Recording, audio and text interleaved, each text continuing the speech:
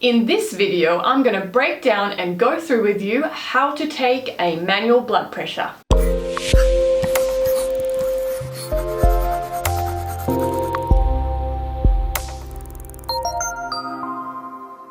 Shout out to Pink Cubs1 who commented on my YouTube video suggesting that I make a video on how to take a manual blood pressure. This one is for you. Guys, if you are like me, a nurse, or are just into all things nursing, consider subscribing to my channel because I have a lot of nursing stuff coming your way. And if this video is helpful to you or you like it or whatever, please give it a thumbs up. Now, let's get into the video. Okay.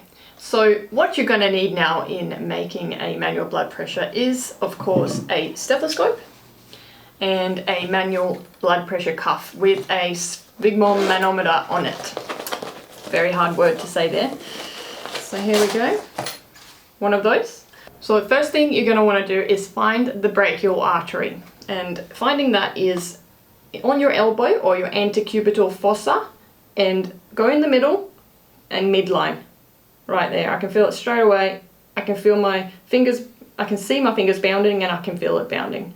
Okay, right arm, midline, middle of your elbow, and go in. There it is. Easy to find in healthy people, but in overweight people, elderly people, it's harder to find. And what I normally do is I take my stethoscope, put it in the middle, move it to the side a little bit. So this right here is the sphygmomanometer. Now, I'm only going to say that once this video because it's a really hard word to say, and I'm just going to call this the dial from now on. And it goes from 20 to 300. Now, the textbook would tell you to pump the bulb up to about 10 to 20 millimeters of mercury above the expected systolic. Now, we're not psychics, we can't just say, yeah, your blood pressure is going to be 120. So there's a way that you can expect the systolic. And the way you would do that is to find the radial pulse, which is right here. There it is. And have a straight arm. There it is. And you would pump the bulb up, and when you don't feel the pulse anymore, that is the estimated systolic value. And then when you release it, when you feel the pulse again, that'll be the expected again. So you can do it both ways.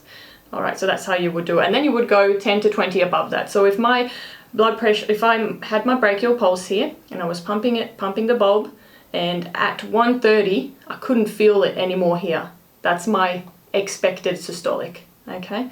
And then if I released the bulb and I started feeling the pulse here again at 130, again, that is the expected systolic. All right, so this is the bulb. This is the pressure valve control. And you'd hold it in your right hand if you're right-handed, left if you're left-handed, and it opens and closes. Now it is closed towards you. This was hard for me to understand when I started doing blood pressures. I had it open, kept pumping, and I was like, oh, nothing's happening, nothing's happening. Oh, well, 9 times out of 10 I had it open. So it takes a while, but now I always have it closed. And I remember this by closed towards me, open, away. Okay? So now it's closed towards me. And that's all the parts of the blood pressure cuff. Obviously you have the actual blood pressure cuff here.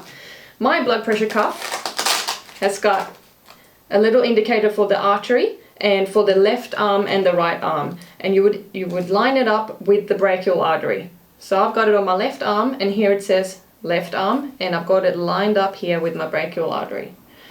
And you go about 2 fingers above the crease of your elbow. And that's how you know you've got the cuff in the right spot. So taking your blood pressure is a visual and audio assessment. So you'll need both your stethoscope and your eyes to have a look at the dial.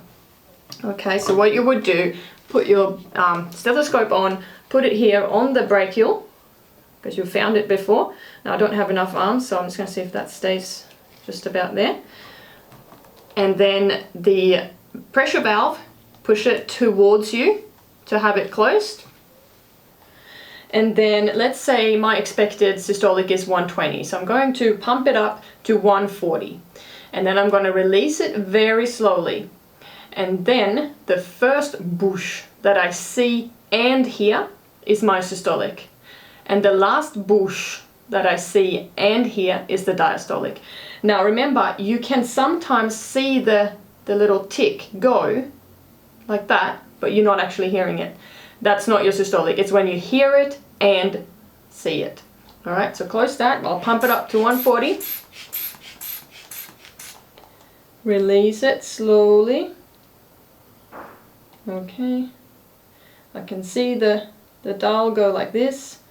And obviously I can't tell what my blood pressure is because I'm not actually listening to it, but those are the steps you would go through. Okay, so now that we know how we're going to do the blood pressure, what to listen out for, I'm going to show you how to do it on a patient. Okay, so now we're going to take a blood pressure on my patient, who today looks a lot like my husband. Hey guys. It's nice enough to volunteer today. Okay, so first off, we need to estimate his systolic blood pressure. And by doing that, we need to feel for his radial artery, radial pulse, which is just down there. There it is, nice and strong. And what you do is close your valve, pressure valve towards you. Close the valve, feel for the radial pulse here. So pump it up, look at the dial. When you can't feel the radial pulse anymore is the expected. So that's about 105. I can't feel the pulse anymore. Pump up a little bit more, release. When you feel the radial pulse again, is his also expected systolic. That came up a little bit lower at about 90. So I can sort of guesstimate it's going to be between 90 and 110. So I'm going to pump it up 10 to 20 millimeters of mercury above my expected systolic. So I'm going to pump it up to about 130, okay? So I'll close the valve towards me, closed, find the brachial pulse right there, put your stethoscope there, right there, and then you pump it up, and we're going to pump it up to about 130. And then we're going to release the pressure valve very slowly, and we're going to look at the dial and the tick, and it's going to go boof, boof, boof. The first boof that you hear is your systolic. The last boof that you hear is your diastolic. Okay, so you got to look and listen. All right, here we go. Up to 130. Release slowly. Boof, boof. Oof.